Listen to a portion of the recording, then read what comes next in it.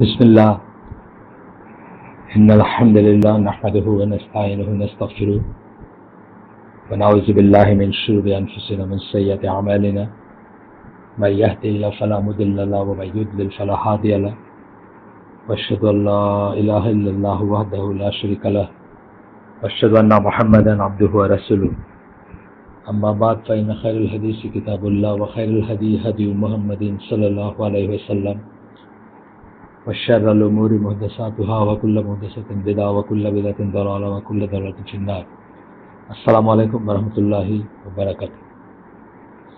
আমরা কিছুদিন গ্যাপ দিলাম আমাদের আয়োজনে, মূলত ঈদের কারণে। আপনাদের সবাইকে ঈদের শুভেচ্ছা। প্রচলিতভাবে আমরা বলতাম ঈদ মোবারক, আমরা ছোট থেকে বড় হয়েছে এটা শুনে। এটা সামাজিকভাবে বা প্রচলিত হিসাবে অত গর্হিত কিছু না এটা বলা, বা ঠিকই আছে মোটামুটি। বাট সওয়াবের নিয়তে এটা বলা কোনো মিনিং নেই, কারণ এটা আমরা সুন্নাহ থেকে পাই না এইভাবেই করতে আর কি। ঠিক এইভাবে সাহাবীরা একে অপরকেই করতেন না। তারা যেটা করতেন সেটা আমরা এখন প্রচলনের চেষ্টা করতেছি। তাকাব্বালাল্লাহু মিন্না ওয়া মিনকুম, মানে আল্লাহ তোমার এবং তোমাদের, মিন্না ওয়া মিনকুম, প্রথমে আমাদের কথা বলা হচ্ছে। তাকাব্বালাল্লাহু মিন্না ওয়া মিনকুম, আমাদের থেকে এবং তোমাদের থেকে যেন নেক আমলগুলো কবুল করেন। আরবি ভাষাতে অনেক সময় কিছু উজ্জ থাকে, এখানে নেক আমলের কথা বলা হয় না, তবুও ইট ইজ আন্ডারস্টুড যে সৎ আমল বা নেক আমলের কথা বলা হচ্ছে, সেটা যেন আল্লাহ কবুল করেন। অর্থাৎ আমরা যে কোরবানি করলাম, অথবা আরাফা যারা হজ করলাম, হজে গেলাম, অথবা আরাফার দিনে রোজা রাখলাম, অথবা 1 থেকে 9 তারিখ পর্যন্ত রোজা রাখলাম, বা আরও যে সমস্ত যেভাবে চেষ্টা করছি, দান করছি, সাদাকা করছি, যা করছি, যে সব কিছু যেন আল্লাহ কবুল করেন, এটা হচ্ছে উইশ। এটার সাথে আরও দুটো শব্দ যুক্ত করা যায় বা করা যুক্ত অবস্থায় পাবেন আপনারা, কোথাও কোথাও দেখবেন যে আর দুটো শব্দ আছে। সালিহাল আমালি মানে হচ্ছে যে সৎ আমলগুলো, আমলের ভিতর সৎ যেগুলো, সেগুলো যেন আল্লাহ কবুল করেন। কিন্তু এটা অধিকাংশ জায়গায় দেখবেন শুধু ওইটুকুই দেখবেন যে তাকাব্বালাল্লাহু মিন্না ওয়া মিনকুম, আমাদের এবং তোমাদের থেকে আল্লাহ যেন কবুল করেন। উজ্জ্ব থাকলেও এটাকে বোঝায় যে সৎ কর্মগুলো, সৎ আমলগুলো কবুল করেন।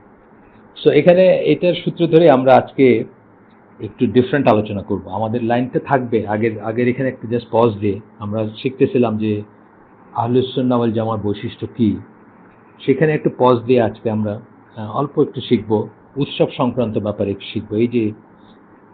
এই যে আমরা ঈদকে একটা উৎসব, আল্লাহ রাসূল সাল্লাল্লাহু আলাইহি ওয়াসাল্লাম বলছেন যে আমাদের উৎসব দুইটা মাত্র, বৎসরে বা বাৎসরিক উৎসব দুইটা, ঈদুল ফিতর এবং ঈদুল আজহা। এর বাইরে আমাদের কোনো উৎসব নাই। আর সাপ্তাহিক উৎসবের দিন হিসাবে উনি জুমাকে বলছেন।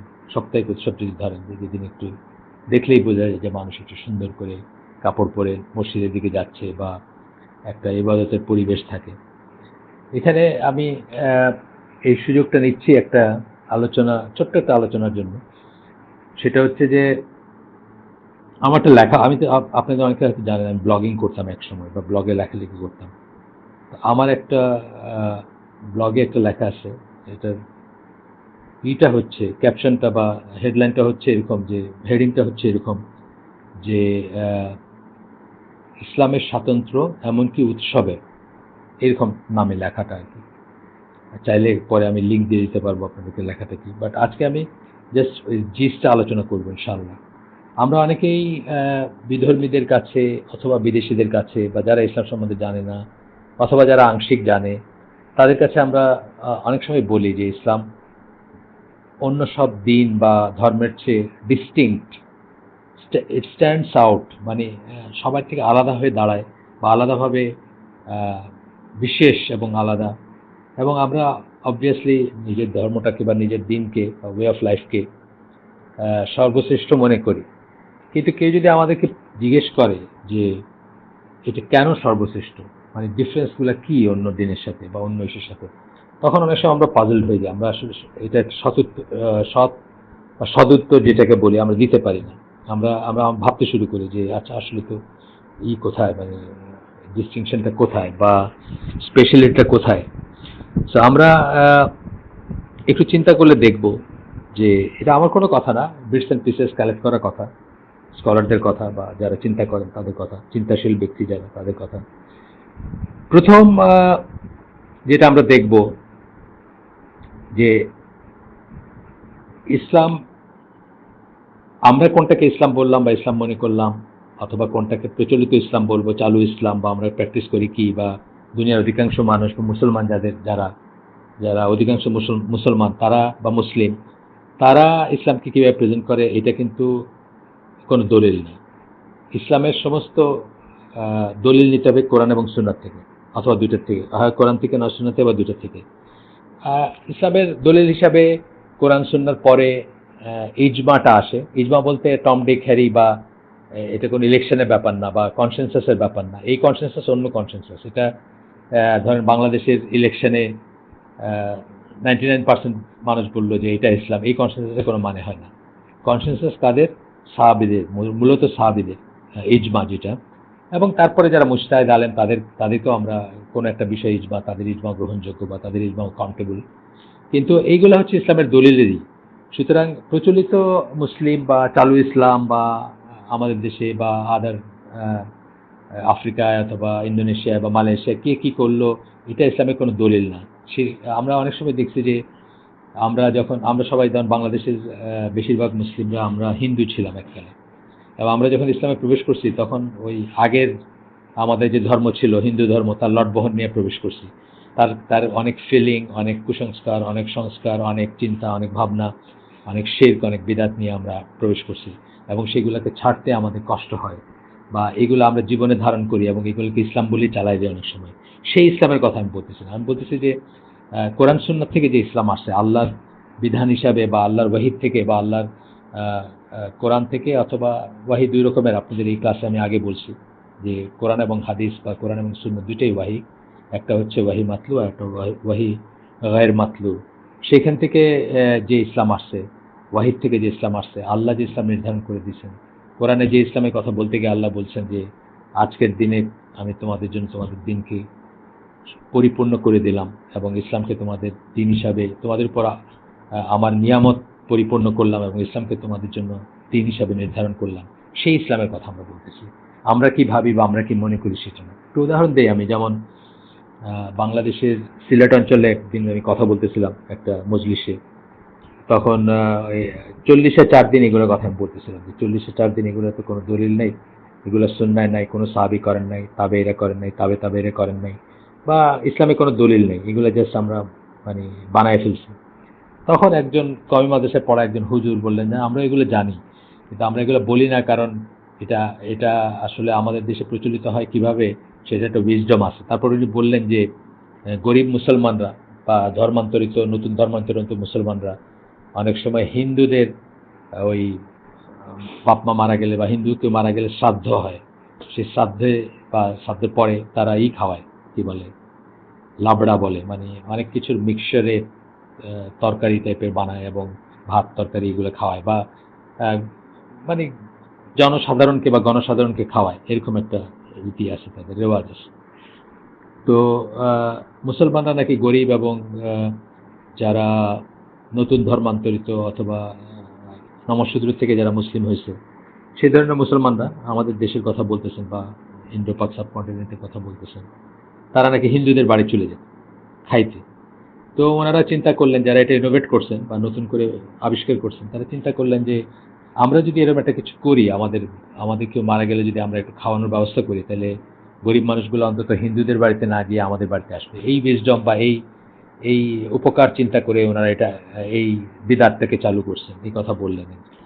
সো এই যে ব্যাপারটা বললাম যে এই জিনিসটা ধরেন 100 বছর 200 বছর পরে হয়তো বাংলাদেশে বা বাংলাদেশের গ্রামে পার্ট অফ ইসলামই হয়ে গেছে। এই ইসলামের কথা আমি বলতেছি না।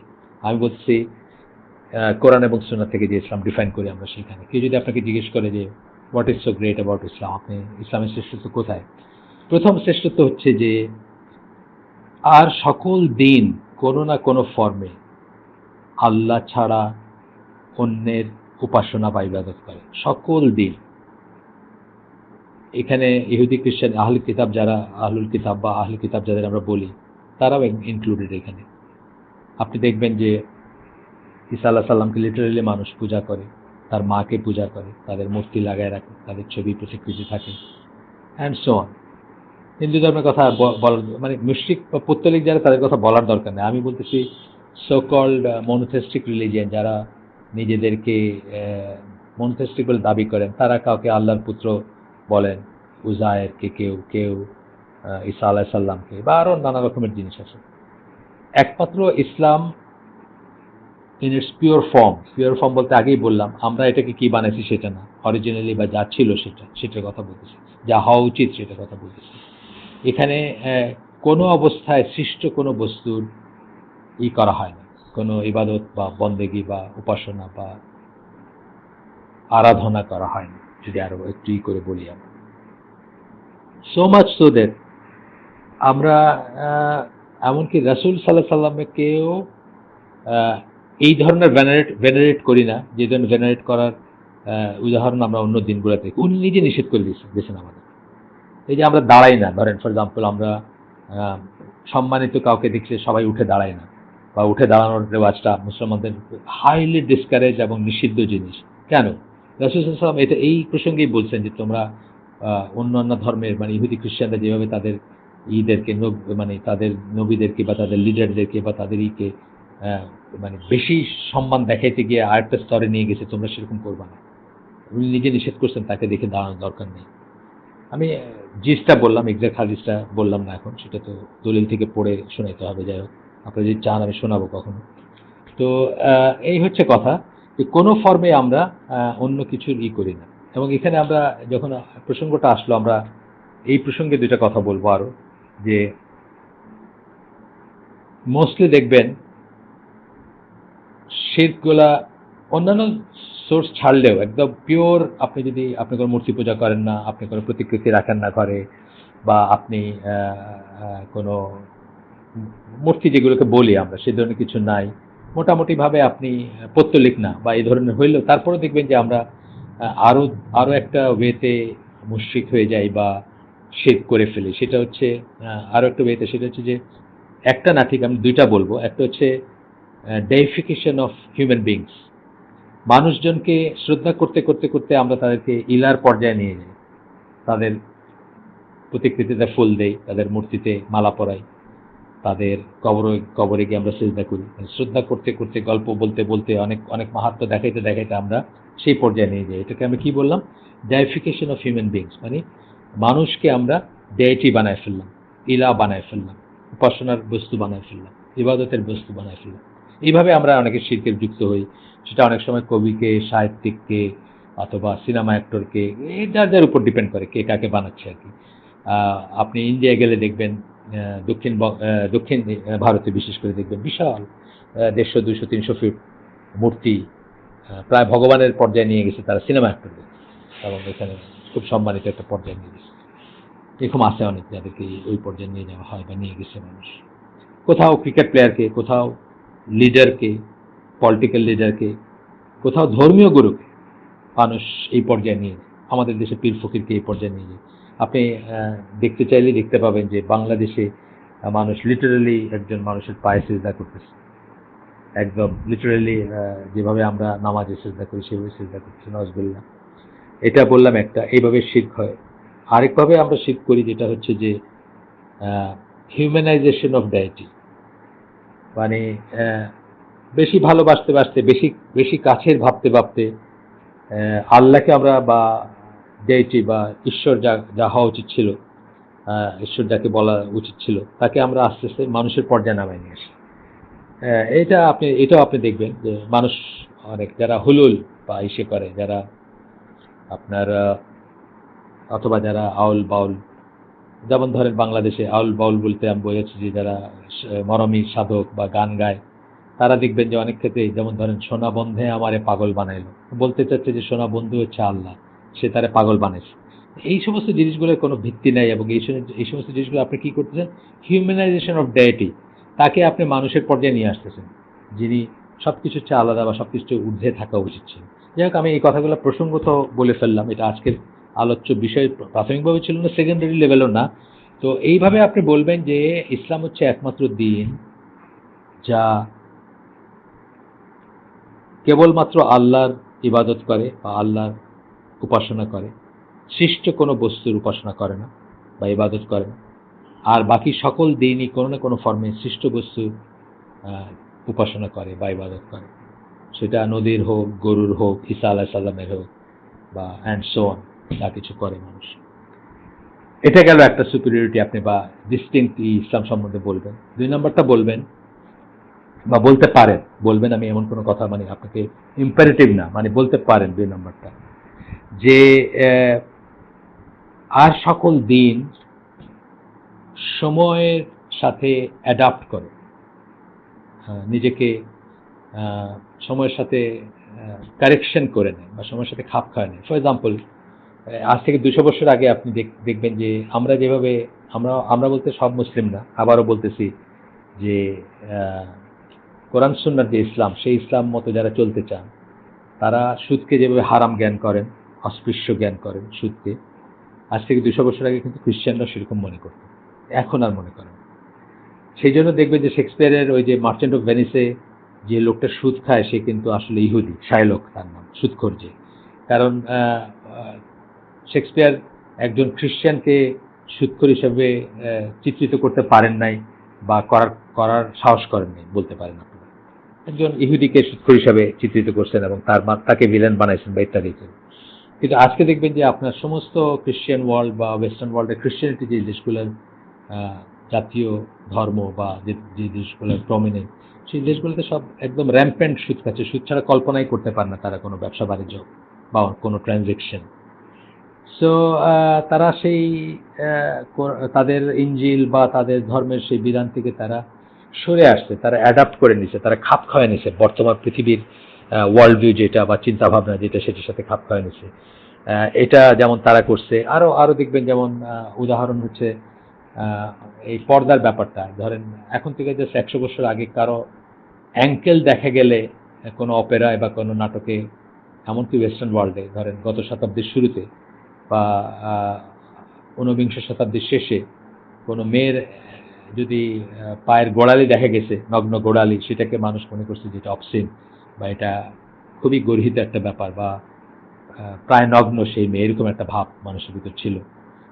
আজকে পুরা নগ্ন একটা মেয়ের ছবি দেখেও তারা কিছু ফিল করে না বা কিছু মনে করে না, কোনো দোষের কিছু আছে বা এরকম মনে করে না। অ্যাডাপ্ট করে নিচ্ছে তারা, মানে খাপ খাওয়া নিচ্ছে দুনিয়ার সাথে, দুনিয়াতে যা চলে তার সাথে।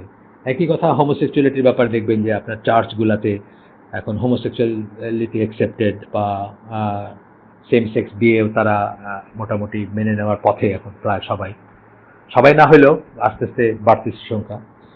তো কিন্তু ইসলামে ধরেন 750 কোটি মানুষের ভিতর বলা হয়ে থাকে যে 150 কোটির থেকে 250 কোটি মুসলিম আছে। এর ভিতর ধর 150 কোটি যদি আমরা ধরি ফর আর্গুমেন্ট সেক, এইখানে যদি 149 কোটি 49 লক্ষ মুসলিমও মনে করেন যে একজন মেয়ের পর্দা করার দরকার নাই, আর ধরেন 1000 বা একজন মুসলিমও যদি বলেন যে পর্দা আল্লাহর বিধান এবং এটা অবশ্যই করতে হবে, ওই একজনই ঠিক, বাকিরা কখনো, ইসলাম কখনো বাকিদেরকে ঠিক বলে এন্ডোর্স করবে না। মিনিং আমি যেটা বলতে চাচ্ছি যে সকল ধর্ম অবলম্বী যারা বা ধর্মের অনুসারীরা অথবা ধর্ম ইটসেলফ গ্র্যাজুয়ালি অ্যাডাপ্ট করে, চেঞ্জ হয়, বদলে যায়, বদলে গিয়ে যুগের সাথে খাপ খায়। ইসলাম কিন্তু কখনো যুগের সাথে খাপ খাওয়াবে না, যুগকে ইসলামের সাথে খাপ খাওয়াতে হবে, এটা ইসলামের ডিমান্ড। যে কোনো যুগকে, স্পেসকে, টাইমকে, যে স্পেস টাইমে আপনি আসেন, আপনি সেই স্পেস এবং টাইমকে চেষ্টা করবেন ইসলামের সাথে খাপ খাওয়াতে। যদি সেটা না পান, সেক্ষেত্রে হিজরত করবেন, বাস শেষ। ইসলামকে খাপ খাওয়ানোর কিছু নাই, ইসলামকে চেঞ্জ করার কিছু নেই, পরিবর্তন, যোগ বিয়োগ, গুণ ভাগ করার কিছু নেই। থিংস আর অল ডিসাইডেড, মানে মেজর ইস্যুগুলো সব ডিসাইডেড। আর মাইনর যদি নতুন কিছু আসে সেটাতে আপনি কি করবেন সেই ব্যাপারে দিক নির্দেশনা সব কিছু ইসলামে আছে। দেখে আল্লাহ বলছেন, আজকের দিনে তোমাদের দিনকে তোমাদের জন্য পরিপূর্ণ করে দিলাম। এই যে কথাটা মিনিংই এটা, যে সকল সমস্যার সমাধান ইসলামে অতি অবশ্যই আছে, কারণ এটা আল্লাহ বলছেন এবং এটা ঐশী বাণী বা এটা ওয়াহি ভিত্তিক কথা। সুতরাং অবশ্যই আছে, আপনাকে আমাকে সেটা খুঁজতে হবে। রাদার দেন ইসলামকে চেঞ্জ করে আপনি যুগোপযোগী করার চেষ্টা করবেন, সেটা কখনো করবেন না, বা সেটা করা যাবে না। আপনার আমি একটা ওই যে আমাদের একটা আছে যে সিডিবিজি সিস্টার্সের নিচে লেখা আছে যে বহু মানুষ তারা একটা জামাকে যেভাবে অল্টার করে, একটা ওভারসাইজ জামা আনলে প্যান্ট টানছে, প্যান্টের পাটা বড় কেটে সেলাই করে ফেলে, এইভাবে ইসলামকে কেটে ছেটে যেটুক তাদের গায়ে ফিট করে কোট আন কোট, সেইভাবে করে কেটে ছেটে নিতে চায় বহু মানুষ। কিন্তু এটা হবার নয়, বরং আপনাকে ইসলাম উপযোগী হইতে হবে। ইসলামকে কেটে ছেটে আপনার উপযোগী করা যাবে না, আপনাকে কেটে ছেটে অথবা পরিবর্তন করে ইসলামের উপযুক্ত করতে হবে আপনাকে। এটা হচ্ছে আরেকটা বড়ই। এই জন্য আব্দুল্লাহ ইবনে মাসউদের একটা আসার পড়ছি আমরা কয়েকদিন আগে, যে শুদ্ধ আকিদার উপর, শুদ্ধ দিনের উপর যদি একজন মানুষ থাকে, এখানে নাম্বার ম্যাটার করে না, একজন মানুষ থাকলে সেই জামাত, বাকিরা যদি তাকে ছেড়ে চলে যায় তাতে তার কোনো ক্ষতি নেই, সেই জামাত তাকেই আমরা আল জামাত বলবো, বা তাকেই বলবো সেই একটা দল যারা জান্নাতে যাবে, ৭২ ফেরকার ভিতর একটা ফেরকা যারা জান্নাতি, বা সেই তাইফা মানসুরা অথবা সেই ফেরকাতুন নাজিয়া বলতে যা বুঝাইছি আমরা, সেই একজনই তাই, যদি সবাই তাকে ছেড়েও চলে যায়। যেভাবে ইব্রাহিম আলাইহিস সালামকে আল্লাহ কোরআনে একজনকে একটা উম্মাহ বলছেন, সেইভাবে আমরা মনে রাখবো এটা। তাহলে দুইটা বললাম আমি ইসলামের ডিস্টিংক্ট ক্যারেক্টারিস্টিক্স, বা একদম ভিন্ন, বা একদম সবার থেকে আলাদা হয়ে দেখার মতো দুইটা বৈশিষ্ট্য বললাম। আর ৩ নম্বর বৈশিষ্ট্য নিয়ে কিন্তু আজকে কথা বলতে শুরু হয়েছে আমার, সেটা হচ্ছে যে ইসলামের স্বাতন্ত্র এমনকি উৎসবে, আমি বলছি একটা লেখার নাম। তো সেখানে আমি যেটা বলতে চাইছি বা করছি, আমি তো আল্লাহর রহমতে, যেহেতু আমি জাহাজে চাকরি করছি, মাল্টি ন্যাশনাল ক্রুর সাথে চাকরি করছি, অনেক ফেস্টিভ্যাল দেখছি, শুনছি, বা সেগুলোর গল্প শুনছি। যেমন ধরো বৌদ্ধরা, বার্মিজ বৌদ্ধই হোক আর চিটাঙ্গের হিল ট্রেক্সের বৌদ্ধই হোক, তারা এই ওয়াটার ফেস্টিভ্যাল বলে একটা ফেস্টিভ্যাল আছে, এমনি তারা যথেষ্ট কি বলবো অ্যাসেটিক্স যাদেরকে বলে, জুহুদ, মানে অন্তত থিওরিটিক্যাল লেভেলে তারা অপচয় করবে না, জীব হত্যা করবে না, মানে সংযম ইত্যাদির কথা বলে। তো ওয়াটার ফেস্টিভ্যাল এমন একটা ফেস্টিভ্যাল যেদিন সব লাইসেন্স ওপেন আর কি। ওইটার মেইন ইভেন্টই হচ্ছে যে ইয়াং ছেলেরা এবং ইয়াং মেয়েরা একে অপরের গায়ে পানি করবে। পানিতে শরীর ভিজলে কি হয় এটা আপনারা জানেন। বিশেষ করে বাংলাদেশের মানুষ যেহেতু অনেক হিন্দি ছবি দেখে, সেগুলা তো একটা পানি ভেজা শরীর ছাড়া কোনো ছবিই হয় না এই সিন না থাকলে। যাই হোক, তো এই যে কি বলবো, ল্যাক্সিটি যদি আমি বলি, অথবা লুচ্চামি যদি বলি, অথবা পারমিসিভিটি বলি যদি, বা পারমিসিভনেস যদি বলি, যে একটা লাইসেন্স দিয়ে দেওয়া হচ্ছে যে এই দিনে এটা করতে পার, কোনো সমস্যা নেই। তো এইভাবে দেখা যায় যে আমরা ক্রিসমাসে, আপনি জানেন যে কত মানুষ ব্যভিচারে লিপ্ত হয়, কত মানুষ মদ খেয়ে অ্যাক্সিডেন্ট করে, এগুলা খবরে আসে, আমরা সবাই জানি এগুলা। হিন্দুদের দেখবেন দোলযাত্রা বলেন অথবা আপনার দীপাবলি বলেন, এগুলো হচ্ছে সব পারমিসিভিটির মেলা আর কি, বা পারমিসিভনেসের মেলা। মানে যে কোনো কিছু এনিথিং গোজ, যে যা পারে করতেছে, বা যে যা পারে, মানে যদি আমি এটাকে লুচ্চামি বলি, অথবা বলি, কি বলে, চরিত্রহীনতা বলি, বা অবিচার ব্যবিচারের ক্ষেত্র প্রস্তুত করা বলি, ভুল হবে না। এইভাবে আপনি সমস্ত দিনগুলাকে একটা একটা করে করে দেখেন, যে সেগুলাতে আপনি এরকম ব্যবস্থা বা এরকমই পাবেন, এক্সেপ্ট ইসলাম। ইসলামে আগে বললাম যে রাসূল সাল্লাল্লাহু আলাইহি ওয়াসাল্লাম বলছেন যে দুইটা মাত্র উৎসব। এই দুইটা মাত্র উৎসবে আমরা কিন্তু উৎসব যেই সেন্সে, ওইগুলোকে যদি আপনি উৎসব মনে করে থাকেন বা জেনে থাকেন যে উৎসবের চেহারা হচ্ছে ওইগুলা, যেগুলোর কথা বললাম অন্যান্য ধর্মে বা দিনে যেগুলো আছে, তাহলে কিন্তু আপনি আমাদেরকে উৎসব বলতেই পারবেন না। আমাদের উৎসবের সেন্সটাই আলাদা। আমাদের উৎসবের প্রথম কি হচ্ছে যে আমরা আমাদের দুইটা উৎসবই দুইটা বড় ধরনের দিনের স্তম্ভের সাথে সংযুক্ত। আমাদের দিনের ইসলামের ৫টা স্তম্ভ, তার ভিতরে একটা হচ্ছে সিয়াম, একটা হচ্ছে হজ। ঈদ উল ফিতর হচ্ছে সিয়ামের সাথে টাইড আপ। সিয়াম শেষে আপনি ঈদ উল ফিতরই করেন। আসলে আপনি কি করেন তখন? আপনি সারা মাস যে রোজা রাখতে পারলেন, আল্লাহ যে আপনাকে আরেকটা রমাদান দিলেন, আল্লাহ যে আপনাকে সুস্থ রাখলেন, আপনি সব রোজা রাখছেন বা ঠিক মতো রাখছেন, অসুস্থ হয়ে পড়েন নাই বা ছুটে যায় নাই কোনো কারণে, ইত্যাদি, আপনি শুকরিয়া জানান। আপনি একটা স্যাটিসফ্যাকশন আসে আপনার ভিতর, আপনি আল্লাহর কাছে শুকরিয়া জানান। অ্যান্ড দেন আপনি কি করেন? আপনি অন্য নর্মাল ডেতে আপনি ৫ ওয়াক্ত সালাত ছিল আপনার, এই দিন আরও একটা এক্সট্রা ওয়াক্ত সালাতের মতো হইলো, ঈদের সালাত, যেটা ওয়াজিব অথবা সুন্নত মুআক্কাদা, দুই রকমের মত আছে। যাই হোক, স্ট্রং একটা ইবাদত বা স্ট্রং একটা জিনিস, এবং এটা একটা সোশ্যাল জিনিস, যে সবার সাথে সবার দেখা হলো, খুশি, মানে সবাইকে মাফ করে দিলেন, যে দুর্বল তাকে একটু সাহায্য করলেন, বাড়ি ডেকে নিয়ে খাওয়াইলেন বা মানে ইত্যাদি যাই করলেন করলেন, প্লাস আপনি ফিতরা দিলেন, জাকাতুল ফিতর যেটাকে আমরা বলি, ফিতরা দিলেন। আপনি আসলে অন্য দিনের চেয়েও আরো কাম, আরো ট্র্যাঙ্কুইল, আরো শান্ত, আরো বিজ্ঞ, আরো কম্পেশনেট বা দয়ালু, সব দিক দিয়ে আপনার কিন্তু আপনার চরিত্রটা আর একটু সুপিরিয়র একটা হাইটে যাবে দেন দেন আদার ডেজ। মানে অন্য দিনে আমি বলতেছি না যে আপনি খারাপ কিছু করবেন তা না, কিন্তু এই দিনে আরো বেশি করেন ভালো জিনিস। তাহলে কি দাঁড়াইলো যে ওদের ওদের উৎসব মানে লুচ্চামি, আমাদের উৎসব মানে কিন্তু লুচ্চামি না, আমাদের উৎসব মানে আরো বেশি। যদিও আমরা এখন হিন্দুদের অনুকরণে, খ্রিস্টানদের অনুকরণে অপচয় করে থাকি, ইচ্ছা মতো কাপড় চোপড়, 1.5 লাখ টাকার লেহেঙ্গা পরে রাস্তায় বাইর হয়ে একটু শো অফ, এগুলোর সাথে ইসলামিক কোনো সম্পর্ক নেই। আল্লাহ আমাদেরকে নতুন কাপড় পরতে বলেন নাই, শো অফ করতে বলেন নাই, অপচয় করতে বলেন নাই। আল্লাহ রসুল বলছেন আমরা সুন্দরভাবে সেজে নামাজে যাব। সুন্দর সেজে বলতে কি, পরিষ্কার কাপড় পরে যাবো। আমার পুরান হতে পারে, বাট আমাদের পরিষ্কার হবে। যদি পরিষ্কার কারো না থাকে বা কারো যদি ভালো কাপড় একটাও না থাকে, উনি কিনতে পারেন, সেটা আলাদা জিনিস। কিন্তু নতুন কাপড় কেনার মচ্ছব না আর কি। ঈদটা এটা আমরা হিন্দুদের থেকে নিচ্ছি, পার্টলি খ্রিস্টানদের থেকে নিচ্ছি। আমি এটা নিয়ে একটা লেখাও আছে আমাদের আমাদের গ্রুপে। অনেকদিন আগে আমি একটা 60-এর দশকের একটা দুর্গা পূজার সময়কার ক্যালকাটার চেহারা দিয়ে বলছি যে এক্স্যাক্টলি সেই জিনিস আমাদের এখানে ঈদের আগে দেখা যায় ঢাকা শহরে। সো এগুলা অন্যদের কাছে ধার করা, আমাদের না। আমাদের যেটা সেটা অত্যন্ত কাম, কোয়াইট, ট্র্যাঙ্কুইল এবং কি বলবো, শান্ত, প্রশান্ত, পবিত্র এবং ভাব গম্ভীর। অথবা খুশিটাও আমাদের ফুলফিলমেন্টের খুশি, এটা মানে ওই ডুগডুগি বাজানো খুশি না। আচ্ছা, গেল। সেকেন্ডটা কি, ঈদুল আজহা। এটাও আপনি দেখেন, আপনি যদি প্র্যাকটিসিং হন বা আপনি যদি কেয়ার করেন বা আপনি যদি মনে করেন যে আপনি রিয়েলি মানে প্র্যাকটিসিং মুসলিম, আপনি কী করবেন, আপনি 9টা রোজা রাখবেন, ওই সময় বেশি দান শ্রদ্ধা করবেন, আপনি আরাফার দিনের রোজাটা রাখবেন, সবাই সাথে হজ করলে তো হজে গেলেনই, এই হজের সাথে টাই আপ সেকেন্ড ঈদুল আজহা যেটা। এবং অন্য সময়ের চেয়ে আপনি আরও বেশি পায়াস, বেশি ইবাদত করতেছেন আল্লাহর, বেশি শুকরিয়া করতেছেন আল্লাহর, আরও বেশি সফট, আরও বেশি হিউমিলিটি আপনার ভিতর আসতেছে। আপনি কোরবানি করতেছেন, এটা স্যাক্রিফাইস এবং হিউমিলিটির ব্যাপার, বা আল্লাহর কাছে নিজেকে সঁপে দেওয়ার ব্যাপার, ইত্যাদি ইত্যাদি আসে।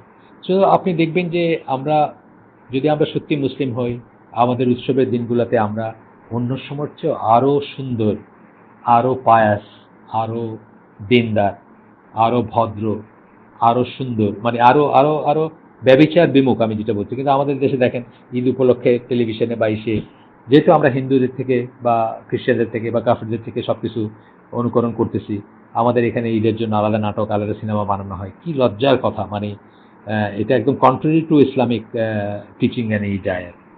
তো এইটাই আমি আপনাদেরকে বলতে চাইছিলাম আজকে, যে একটা চান্স, সুযোগ যেহেতু আছে, যে আমাদের উৎসবের পরের একটা এই লেসন আমাদের এটা। আমি বলতে চাইছিলাম যে আমাদের উৎসবগুলোও কিন্তু ওদের মতো হবে না, আমরা এটা খেয়াল রাখবো ইনশাল্লাহ। এবং এটার এক্সটেনশনে একটু বলি যে সাপ্তাহিক উৎসব যেটা বলছেন, জুমা কিন্তু আমাদের জন্য হলিডে না, ইন এ সেন্স ছুটির দিন নাকি। সূরা জুমাতে আল্লাহ বলছেন, বা এমনিতেও জুমার নামাজের পরে আপনি দুনিয়াতে জমিনে বের হয়ে যাবেন আপনার উপার্জনের জন্য, কেউ আপনাকে নিষেধ করবে না। আমাদের সাবাত না জুমাটা, ইহুদিদের জন্য সাবাত ছিল, ওই দিন দুনিয়াবি কোনো হান্টিং বা অন্যরকম মাছ ধরা বা এই ধরনের জিনিসগুলো নিষেধ ছিল। আমাদের জন্য কিন্তু এরকম ব্যাপার না, আমাদের জন্য কিন্তু জুমার দিনটা ছুটির দিন না, জুমার সময়টুকু ছুটির সময় বলতে পারেন। আল্লাহ বলছেন সমস্ত ব্যবসা বাণিজ্য বন্ধ করে আমরা যেন তাড়াতাড়ি আল্লাহর স্মরণ করি এবং সালাতের দিকে যাই। সেটা সেটা ঠিক আছে, কিন্তু জুমার নামাজ শেষ হয়ে গেল, সাথে সাথে আল্লাহ বলতেছেন যে জমিনে তখন রিজিক সন্ধান করতে যাইতে বলতেছেন আল্লাহ। সুতরাং ওই সেন্সে ছুটির দিন না। তো আমরা একটা ডিফারেন্ট টাইপের কথা বললাম। আগামী দিনের আয়োজন আমাদের ইনশাল্লাহ আবার আমরা ফিরে যাব আহলুস সুন্নাহ ওয়াল জামার বৈশিষ্ট্যতে, জানা খুব দরকারি ব্যাপার। আজকের জন্য আমরা এখানে শেষ করে দিব। সুবহানাকাল্লাহুম্মা ওয়া বিহামদিকা আশহাদু আল্লা ইলাহা ইল্লা আনতা আস্তাগফিরুকা ওয়া আতুবু ইলাইক। আমরা যে শুনলাম তার ভিতরে ভালো কিছু শুনে থাকলে সমস্ত প্রশংসা আল্লাহর, এবং ভুল বা খারাপ কিছু শুনে থাকলে সমস্ত ব্যর্থতা আমার এবং শিক্ষা সন্তানের তরফ থেকে। যা শুনলাম জিনিসগুলো নিয়ে আমরা চিন্তা করব, এবং এর ভিতরে যদি ভালো কিছু থেকে থাকে সেটাকে জীবনে ধারণ করার চেষ্টা করব ইনশাআল্লাহ। আসসালামু আলাইকুম ওয়া রাহমাতুল্লাহি ওয়া বারাকাতুহু।